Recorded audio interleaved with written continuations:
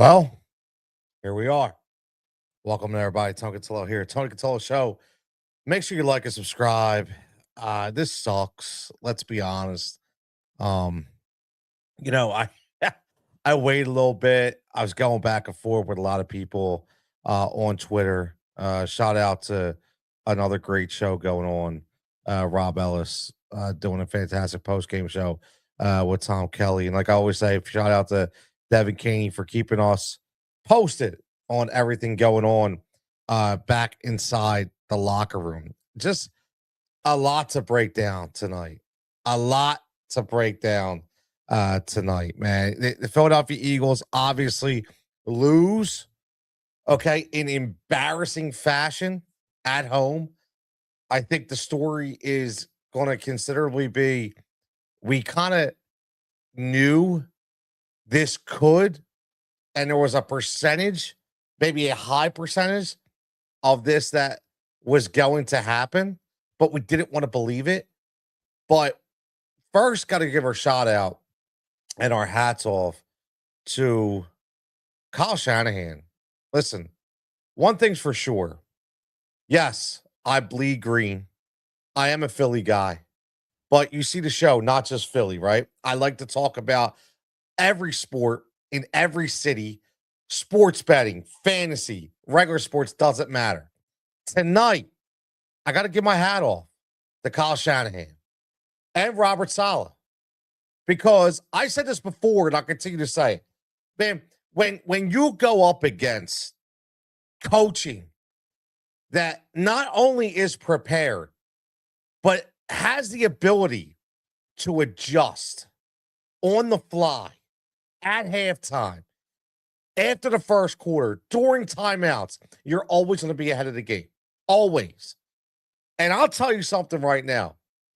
We obviously don't know how to adjust. The only person that knows how to adjust on the Philadelphia Eagles, in my opinion, is Vic Fangio. Again, if you want to get involved in the program, give me a comment. Let me know. What does this mean going forward? And that's the biggest question.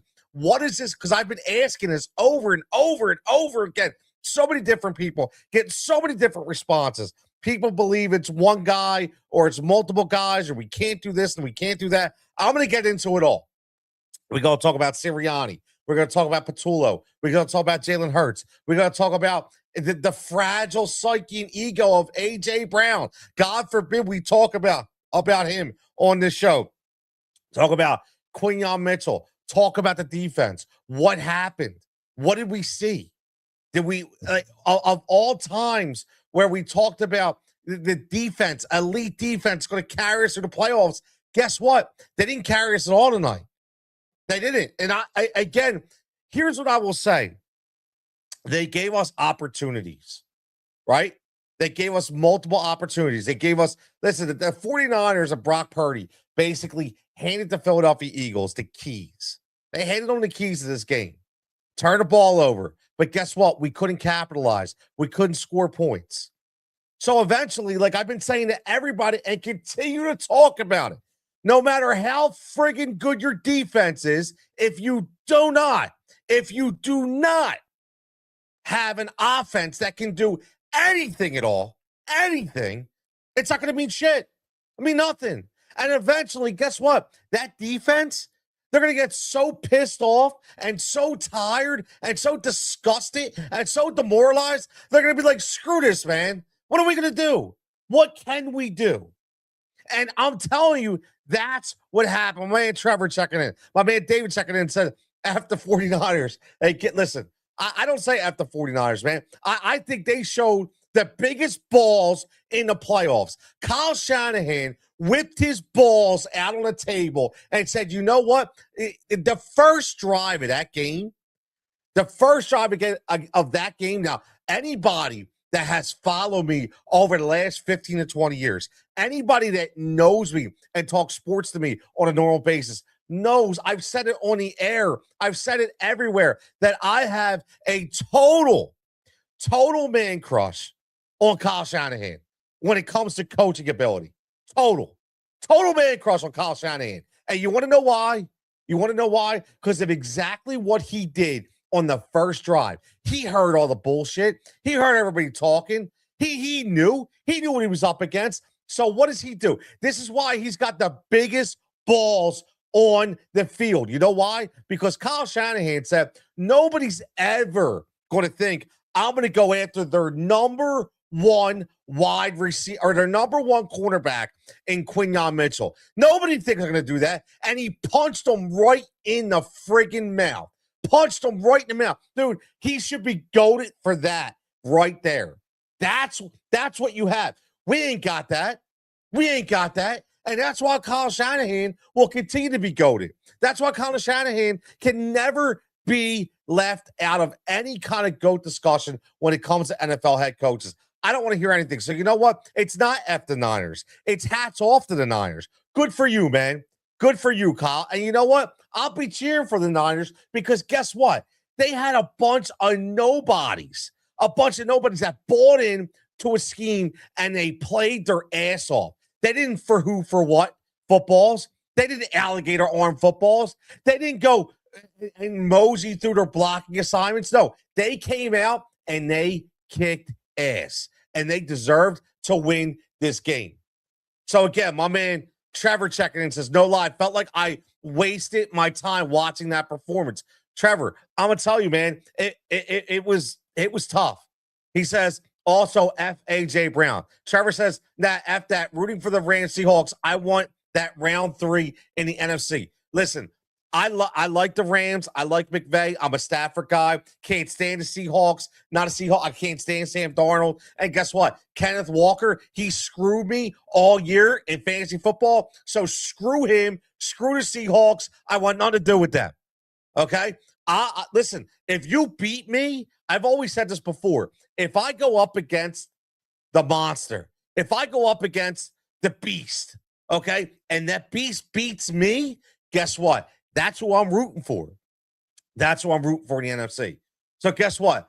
I will root for the 49ers going forward in the NFC. I don't care about that, Trevor, because they stuck it right to us here in Philadelphia. Again, get involved in the discussion. What are your thoughts, number one, on this game? What are your thoughts going forward? What are they? I want to know, man. I want to know.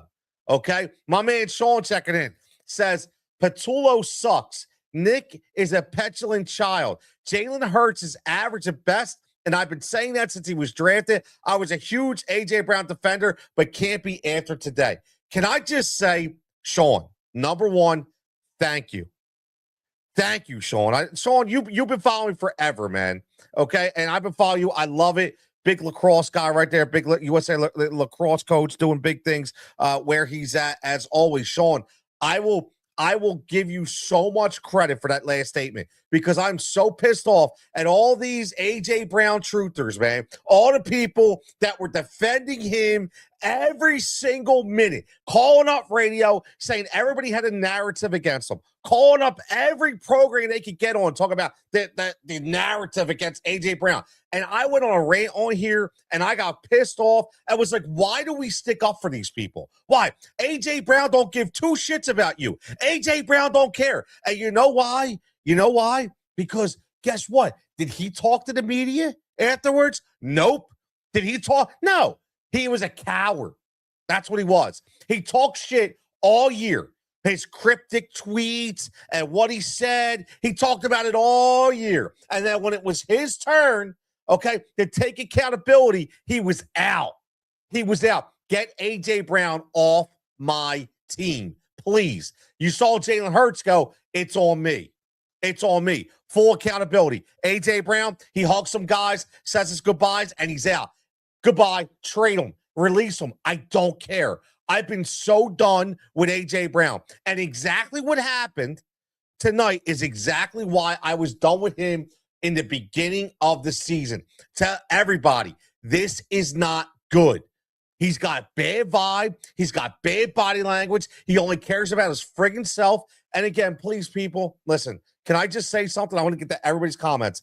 This has nothing to do with him as a person, okay? You people that are complete idiots that think just because we talk about people as a player, we're attacking their character outside of football has nothing to do with it. The dude's a fantastic person outside of football, bro. He is. He does tremendous charity work. That's here nor there. I don't care.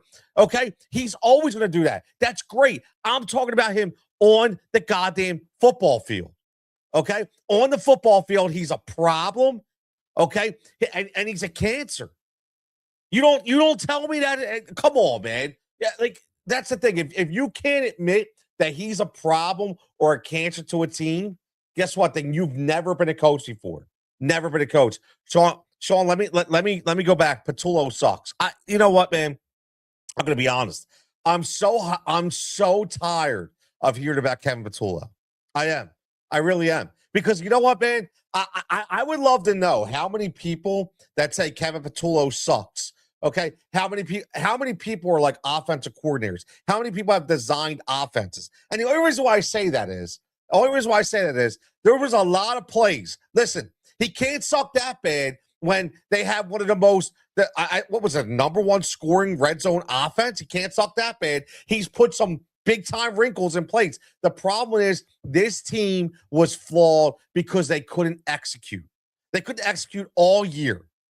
Okay. And it showed again. They couldn't adjust. They couldn't execute. I'm not saying he's a great offensive mind. What I'm saying is, man, this ain't all on Kevin Cutillo. And guess what? If it is, nobody can tell me that, oh, we're going to keep Nick Sirianni, but we're going to get rid of Kevin Cutillo. Bro, come on. Nick is a part of this. We've watched this scenario play out time and time again. We watched it with Doug Peterson, and we're watching it again. Sean says Nick is a petulant child. 100% agree. Jalen Hurts average at best. I totally disagree. Totally disagree when somebody says AJ Brown or Jalen Hurts is average at best. Jalen Hurts is a Super Bowl MVP. Jalen Hurts is a Super Bowl winner. Should be a 2-time Super Bowl winner. Jalen Hurts comes up big when you need him. Okay? But at the end of the day, guess what? He also needs to be put in positions to be successful, just like any other quarterback. I am not saying he's Josh Allen. Who's saying he's Josh Allen? Nobody's saying he's Josh Allen. But to say he's average at best, I think is irresponsible, and I think is ridiculous. Trevor says, I know you have, I get you, but after 49ers and their fans. My man Javon checking in says, we saw Shanahan scheme open Kyle Juszczyk, a fullback, right? Meanwhile, Cutillo can't scheme open some of the best wide receivers in the league. And there you go. Like I said, I am not saying that Cutillo is null and void without without any of this blame. But what I'm saying is, we can't expect him to be Kyle Shanahan. I agree with what you're saying, Javon, and this isn't against you, but the people that are just coming in and calling for his head right off the bat. All I'm saying is we can't, Kyle Shanahan is a unicorn, right? Kyle Shanahan is a unicorn. However, to Javon's point, he's saying it takes a unicorn to scheme the guys open he has on that squad. But we can't scheme our guys open. But I will say this, Javon, maybe the guys that we were trying to scheme open, specifically AJ Brown, maybe they didn't give a shit and didn't try to get open. Just throwing that out there. Mike McDaniel, bring him in for an interview, Trevor says. He's another guy. He just calls offense. Bring him in. I know Mike Gill from 97.3 and the Fanatic mentioned that the other day, right? And I was going back and forth a little bit. I agree. Listen, that dude runs one hell of an offense. He can't coach worth a lick, but he's a hell of an offensive coordinator. Bring him in. I agree, right? Sean says, no, Trevor, he's Nick 2.0. I don't need that around the football team. Sean, I think you're looking at him as a coach, right? I think, but I'm in for anybody. I am. Trevor says, also bringing Bobby Slowick as well for an interview for a quarterback coach as well. Listen, I'm not here about changing everybody, okay? And this is my problem. This is why I'm in on, I think this, again, I know people are going to disagree, but I'm going to continue to say it, man. Add me into the get rid of Nick Sirianni train. Add me into it, please. I'm in. I'm out on Nick Sirianni. I've been out on Nick Sirianni. I've been out on Nick Sirianni all year. I've seen it, and I will go to the grave with this. I don't care. Okay, this is my own opinion. You can all have our opinions, right? This is my opinion. I said Doug Peterson won a Super Bowl in spite of his limitations as a head coach. Well, guess what? Nick Sirianni won a Super Bowl in spite of his limitations as a head coach. Very, very simple. It's very simple. Okay. Will he get credit? Absolutely. But my God, like, what do we do? What have you not seen? Right? They caught lightning in a bottle again last year. They couldn't do anything wrong. Everything worked out. Everything. Every script that you can find worked. But when it doesn't work, that's when you're supposed to be your top of the game as a head coach. That's where you're supposed to fix everything. Right? Let's think about that. Think about that. At the end of the day, if you're that good of a head coach, you need to fix the dysfunction. You didn't fix the dysfunction in 2023, and you didn't fix the dysfunction in 2025. But when it was easy and things were going, yeah, you were talking shit. You were sitting there, yeah, F everybody else. We're the shit. We're the team, and you won a Super Bowl. Maybe because your team was on all cylinders. It was functioning on all cylinders. But you're not, to me, that's not the time when we judge you. When we judge you is when you have dysfunction. Can you work your way out of it? And he's already shown 2 times that he can. So all you Nick Sirianni truthers, are you out there saying that we're going to give him carte blanche? Let's give him 3 times the charm?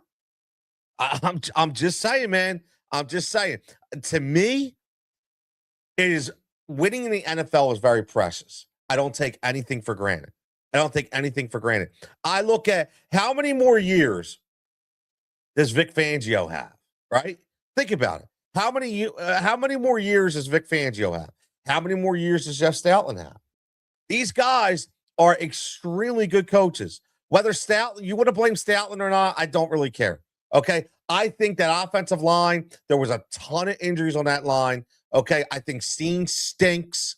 Okay. I think Cam Jurgens was playing undersized all year long. It didn't matter how much rest he got. He was just never going to be the guy he was last year. It just wasn't going to work. Lane Johnson, not there. Fred Johnson was serviceable until tonight. Okay. And Mailata did not have his best year at all. I don't think that's on Stoutland. I don't think that at all. So what I'm saying is, how many years do you want to give Sirianni again? Like, I'm sorry. Like, we've seen it. Trevor says he's definitely going to be a better play caller than him. Lot of comments, fellas. I apologize if I didn't get to him. I'm getting to him now. Javon says, can the Eagles bring in Eric Bieniemy? There's a guy who will hold his folks accountable. I love Eric Bieniemy. But Javon, you know what? Unfortunately, nobody wants to hold anybody accountable. Everybody's afraid. Everybody's soft, right? Look what happened when people were trying to hold A.J. Brown accountable, right? When he was reading the book on the sideline and everybody, it all blew up, right? Everybody had to back off and everybody had to stop. And it's ridiculous. It's absolutely ridiculous, okay? It's ridiculous. I would love to have somebody got in here that holds people accountable. It's worked for the defense. Vic has held people accountable, right? It's worked for the defense. So will it work for the offense? I'm in, man. Bring it in. So Sean says, number 1 red zone offense, but there was one of the least amount of times compared to. Listen, I agree, Sean. I'm not going to say that they didn't get there, when they should have. But when they did, they made it count, right? So that's got to account for something, right? It's got to account for something. That's all I'm saying. Trevor says, would you fire Sirianni tomorrow or bring a Harbaugh? Listen, man, I said this over and over again. I will continue to say this, okay? I would bring Harbaugh in yesterday. Number 1, John Harbaugh did not deserve to get fired. Not at all. All right. Everybody wants to compare him to what happened with Andy Reid. There's no comparison. Andy Reid couldn't win the big game. Andy Reid never was able to get over the hump here in Philadelphia. They gave him multiple opportunities, and finally the team just quit. The problem with that team is right now right now. And again, I'm just saying what I see is they're saying in their mind they're catering to their quarterback, right? They're catering to their quarterback. They're not giving Harbaugh, who's already won a chip, the opportunity, okay, to continue to show why he's such a good coach. That team started out 1-5. That team started out 1-5, and they were playing for the playoffs. It's unheard of. It doesn't happen. Okay, they were dead. That's what, again, the difference is with Sirianni. Okay, in 2023, that fell apart because he couldn't handle it. Harbaugh's a leader. Okay, Harbaugh's a leader. And that's why he was able to turn that team around, man. It's very, very simple. So, yes, I would 100% go in on John Harbaugh. I said it all the time. And again, even if Nick Sirianni won this game, I had a hard time believing myself that they were going to go to the bowl again this year. So I still would have been on Harbaugh. I'm just telling you, I think he's that good of a head coach. And you can't tell me that Jeffrey Lurie and Howie Roseman aren't thinking. That's all I'm going to say. Can't tell me that they're not thinking. Can't. So Sean says, would you say Jalen Hurts is a good leader? Yes, I would. His press conference tonight is exactly why I would say he's a good leader. A good leader takes accountability, right? Takes accountability. It's all me. It's all me. That's a good leader. That's a good leader. What's not a good leader is AJ Brown, right? When he ducks out from the media response after he always wanted to be in the media, right? And here you go. Here's another guy who says he has a media or a public relations degree or whatever the hell it is, so he knows how it works. Okay, well, obviously he knows how it works, right? Which means he knows what we're all going to think. He doesn't really care. So all the truthers out there that think that we were wrong for burying him about his focus and things of that nature. Did you see enough? Just asking. Did you see enough? David says it's all about the Rams. Listen, I'm a McVay guy. I like the Rams. I'm a Stafford guy. I like Matt Stafford. So, yeah, I like the Rams. Not wrong with the Rams.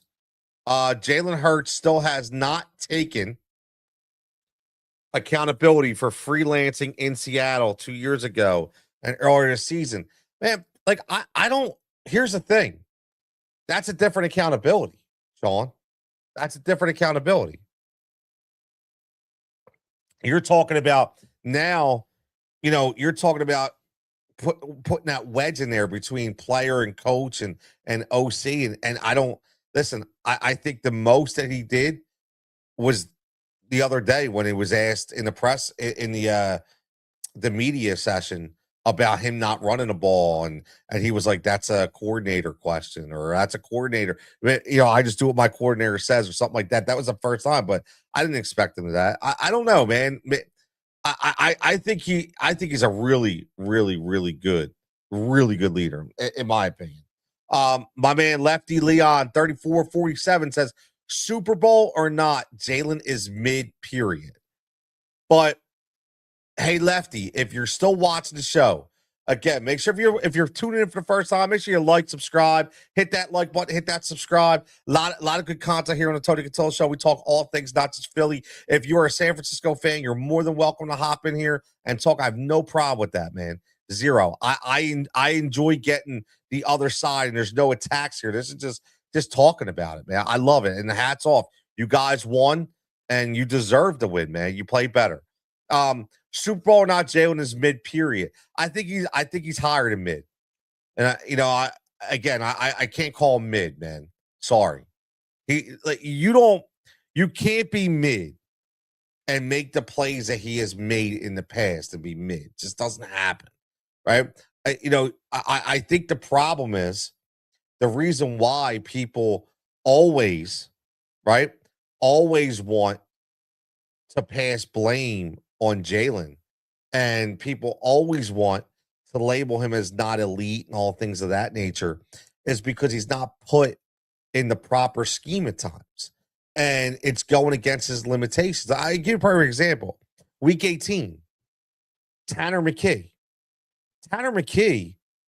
is not a guy that I would necessarily say he's a highly mobile quarterback. Tanner McKee is an in the pocket striker. So why the hell would you design multiple plays to have him rolling out of the pocket and throwing off one leg on the run? And he looked like complete dog shit. Why is that? Bad scheme, bad coaching. So I don't blame any of that. Like, honestly, I can't blame that whole mid kind of cycle on Jalen. I just don't. I blame I'll say this, and I'll continue to say this, man. When you're a coach of anything, you know your players, you know their limitations, and you know their strengths. So, I mean, or you just want to get cliche and say strengths and weaknesses, right? You know their strengths and their weaknesses. So why the hell would you put them in their weakest spots? Doesn't make any sense to me. Always play to their strengths, right? Always play to their strengths. So that's again, that's the way I look at it. Sean says he let his head coach fall on the sword, maybe because he didn't like his head coach. Like, at the end of the day, maybe you don't like his head coach. Trevor says, you always said, give me a name. I gave you two names. Listen, I agree, man. You did give me names. I told you I would take either of those names. I just don't know if we need to hit a whole quarterback coach thing, man. I don't know. I don't think we do. Sean said, I'd fire Sirianni and take Harbaugh in a heartbeat. We're agreeing on that one, bro. We're agreeing on that one. Like Harbs, I'm all in on Harbs. Definitely. Trevor says that's on Howie. He hasn't figured out the depth chart for the O-line. I don't think that's on Howie. I don't. I think that they took a shot. I do. I think they took a shot. And I don't think it's on Howie.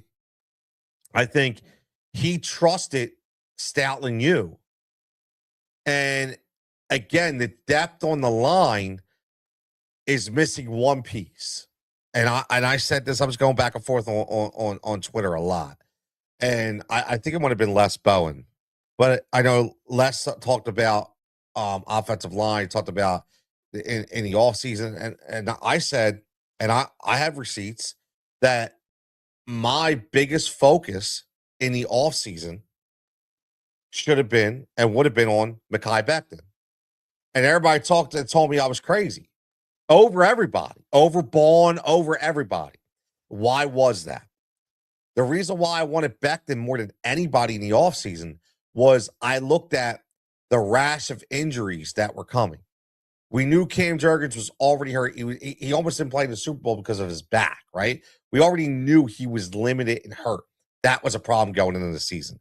We already knew Dickerson was banged up, and that was a problem going into the season, right? We already know Lane Johnson was 34, 35 years old, not getting any younger, him going into the season. So I said and Steen was unproven. So for me, my main focus was get a guy, Mekhi Becton, that has been flourishing in your system. You finally have him getting to where he should have been with that first round pick status, getting that confidence in, getting that dog mentality, can play multiple positions. And now you have a certified guy in there. So now Steen and these guys aren't forced in the starter roles.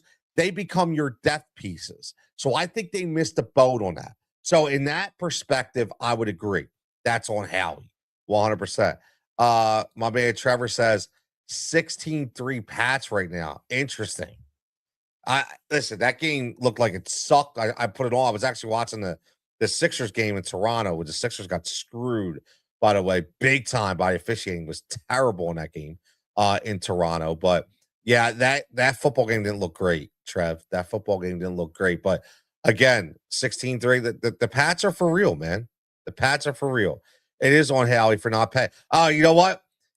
I just saw that, Trevor. I'm just getting to some of the comments right now, and I just saw it. So we were in on Becton. He should have paid Becton. That was the mistake. You're right. Plus, Howie not looking at drafting well on the line has been a problem. Those 4th and 5th rounders didn't do anything or got cut. Listen, I don't disagree.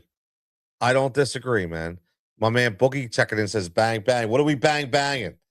Listen, I see the San Fran logo. Yo, bring it on, brother. Listen, I I gotta give. I'm giving my hat to you guys. Listen, I will tell you what. Okay, listen, L Boogie 4638, right, Mister Bang Bang. I will be honest with you. This isn't where you're going to get a lot of flack from me, man. I'm actually giving you your flowers. I'm an actual Kyle Shanahan guy. So I would listen. Shout out to you guys, and I already said it earlier in stream that I would 100%. 100%. I'm rooting for you guys, man, because I respect the hell out of what you guys did tonight. I do. And I will say this: people that know me and understand, I'm not like your typical Philly radio guy or anything like that. I was saying, man, that everybody needs to be prepared because Kyle Shanahan is goated, and tonight just proved why he's goated. This dude can dial up schemes in his sleep, and it's with anybody, It's crazy how gifted Kyle Shanahan is, and I've said that before. So to be able to do what he did tonight is nothing short than amazing. Glock Purdy, I like that. I like that name, man. He was man. Listen. I'll tell you what, Brock Purdy. Did he not perfect that over the top linebacker throw? Like, and I'm not a big Brock Purdy guy, but I'll tell you what, man, he made it look so easy. Crazy how well it was. Javon checking in says, do you think they bring back Reed? He didn't have his best game tonight in coverage. Nah, I don't. I really, really don't. I think that he knew it too. I don't know if you saw the post game, but he was very emotional, right? It was very emotional, and remember he only signed that 1 year deal. They were back and forth, so I think they know, and I think and Javon, I know you're going to agree with this, and my 49ers boy right here. I know again this is a credit to them, but the reason why Kyle Shanahan is so goated is because he's so good at scheming against the weaknesses that we all might either know or not see. And one thing we knew that one of the weaknesses could be Reed Blankenship. We've always said that. He plays his ass off. But sometimes, some way, you know, when all the elite talent is there, it can get exposed by an elite play caller, an elite schemer, an elite head coach, and that's exactly what Kyle Shanahan did tonight, right? And unfortunately, probably cost Reed Blankenship some money going forward because whether it's here or anywhere, I mean, they're going to look at that game. So again, the only good thing but I like Reed. I think Reed's a great. You can tell he does a lot of good stuff in the community. He did a good, a big. I think it was a autograph signing over there at Dynasty Sports that I know he was really good with us with the Together We Dance Foundation, which is pretty cool for the kids and the family. So listen, it's nothing to do with him personally. I think it's an area where they definitely need to get better. They definitely need to be and there you go, Javon. You hit it right there. I always forget about that. Undrafted free agent. I mean, like Javon's this perfect comment. Blankenship has exceeded expectations as an undrafted free agent. Like you already know where the ceiling is of guys, right? You're only going to get so much. I say that, I don't want to be cliche, but you can only squeeze so much juice out of any fruit, right? Let's be honest. You can only get so much. And I mean, they really squeezed everything out of Reed Blankenship. And he gave us stability back there. That was the number one thing. He gave us stability. And I think that's going to be an area in the draft where they really look. Right? I do. I think that's going to be an area in the draft. Really look. There's going to be a lot of changes on this team, man. There's going to be a lot of changes on this team. And that's the thing that nobody's really talking about. And I don't know if you watched the Blankenship interview, but he talked about it. He talked about so many changes that are going to happen. And look, again, Jalen Carter is going to get paid. I think we already know that, right? You know that's coming. That's coming up the pike. So what is that going to do? Right? What is that going to do? There's a lot of people that that are speaking up here, talking about what they should do with Nick. A lot of people say, funny, I wouldn't fire him, but I can't say I'd be incredibly upset. I'm in a weird spot. A lot of weird spots, man. A lot of people are like, no, fine. For everyone who wants him to stay, what does he actually do here? I mean, come on. No, that's a little ridiculous, right? I think we all know that. We know what he does. But again, here's a good comment. He refused to address issues that he had a chance to. The play calling early was bad and continued. He put a smoke screen on it every week. He was outcoached badly. Time for the owner to evaluate Nick's decisions about coaching and personnel. Again, I love it. My man Boogie says Eagles need John Harbaugh or Brian Flores. I love it, man. I love it. I honestly, I love Harbaugh. Harbaugh's the guy to me. All right. I will say it again. Continue to say I love Harbaugh. Harbaugh's the guy. However, if you were to move on from Nick, I like Brian Flores. I think he's one of those guys. Brian Flores is his second stint. I think he got a raw deal in Miami. He was working with a horrible quarterback out there with Tua that didn't want to adjust, and ownership sucks. So he got a raw deal. So he goes back. He shows how good he is on the defensive side. Defensive minded coaches, and they do work. Look at Mike Vrabel, okay? And you look at it and you say, okay, this to me, Brian Flores. Now, I don't agree with everybody getting a second turn. Like, I don't know how Salah's going to be, but I will say this: Brian Flores will be a stud. He will be a stud, in my opinion. The guy I would want, the guy, if I listen, if and Boogie, you tell me if you agree with this, because it's going to be in your terms over here, in your neck of the woods. I keep saying the secret underrated hire that could be an absolute gem is going to be Chris Shula from the Rams. I think Chris Shula is going to be the underrated hire as a head coach wherever he goes, that people are going to be like, wow, this dude's one hell of a head coach. And the reason why I say that is because he knows how to call defense, and I know he's defensive minded, but however, when you can sit there and learn and scheme against one of the best offensive play callers in the entire league, it's Sean McVay. Not only do you learn how to run an offense, you learn how to scheme against too. To me, he's got all the makings of a gem as a head coach, man. For real. I think people are going to be sleeping on Chris Shula, and whoever gets Chris Shula, I think is going to be the winner. Obviously in the guys under Harbaugh. Jalen Phillips has to get paid. Jordan Davis has to get paid. Goddard too. Could be a really young team in a lot of spots. And again, Javon, I agree. Goddard's not coming back. They're not going to pay him. Right? They had opportunities to pay him. They showed their hand. They're not paying him. I'll be honest with you. I don't even know if I pay Jalen Phillips. I know it's going to sound crazy. I know. I get it. But I don't know. I don't know if I saw. I feel like when he first came here, he exploded onto the scene, and then I think there was a lot of lack of explosiveness from him. I don't know if it was a way. I don't know. I just the amount of money like he's going to get if they didn't pay. I definitely wasn't willing to pay Josh Sweat that kind of money last year, but I definitely don't. I don't think I'm going to pay Jalen Phillips that money. I think Jordan Davis definitely has to get paid. I do. I think he proved that he needs to get paid.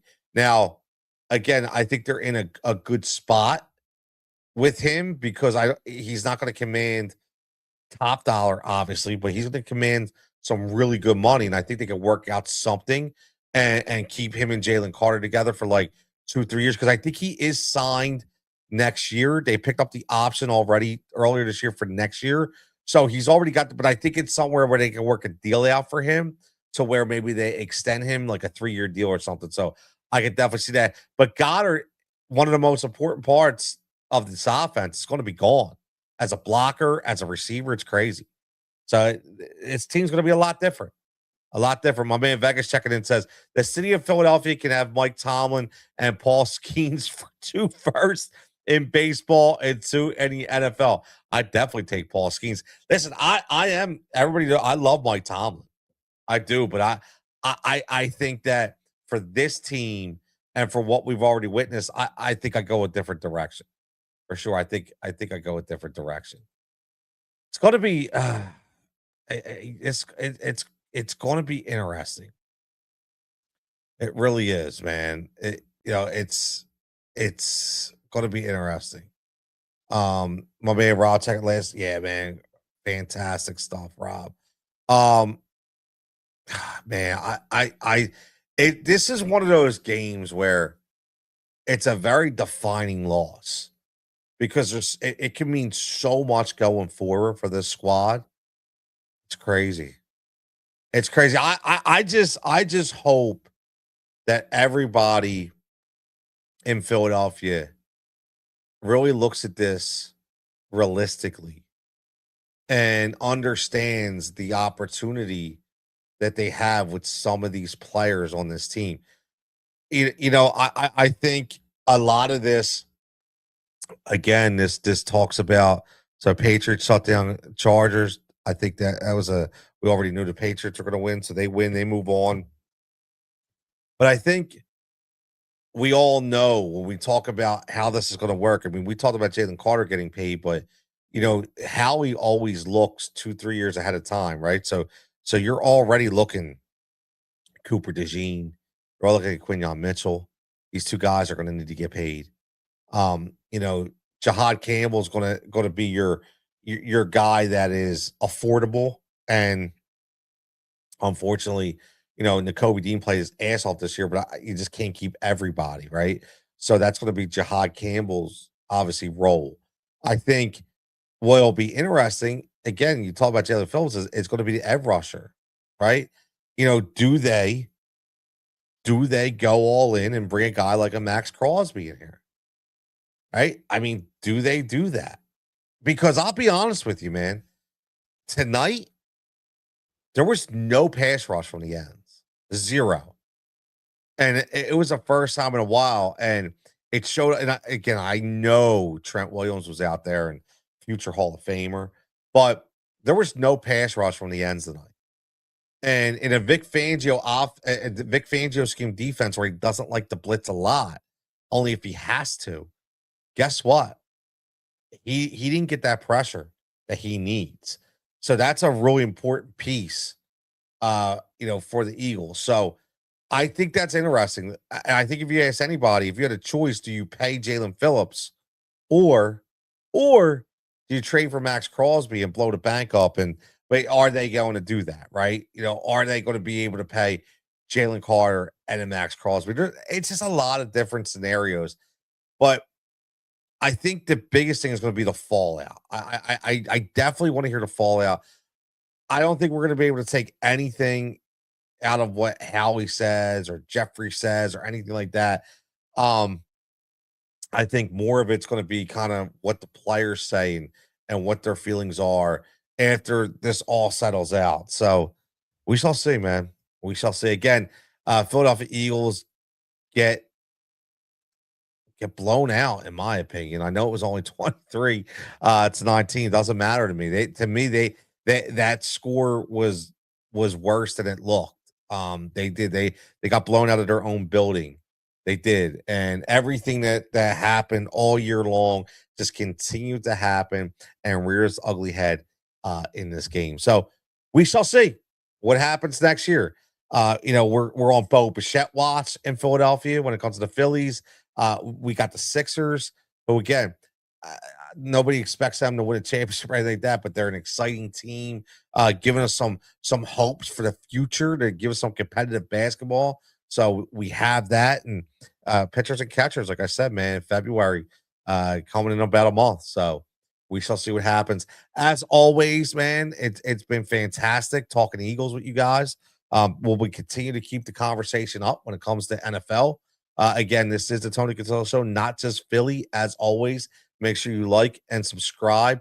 Even after the show, get in the comments. I'm always Listen, I am everywhere. I continue to be everywhere. So I want the pulse of everybody, whether it be on TikTok, Instagram, or YouTube, this and that. So, and again, I continue to say and end the same way that if you are somebody who works in the industry or worked in the industry and has succeeded in the industry or gotten screwed in the industry and want to talk about it, I love to talk to you because we'll be starting up one-on-one interviews with people, with real people who have stories to tell. So I'm excited about that. I can't wait for that. It's going to be fun. But as always, man, keep it locked right in here for great content all the time. Bringing you guys as much as I can, as much as physically possible. Keep commenting, keep liking, keep subscribing. And look, it's another off season. See what happens. Everybody, as always, thanks for tuning in. Stay safe, stay healthy. We'll catch you back here next time.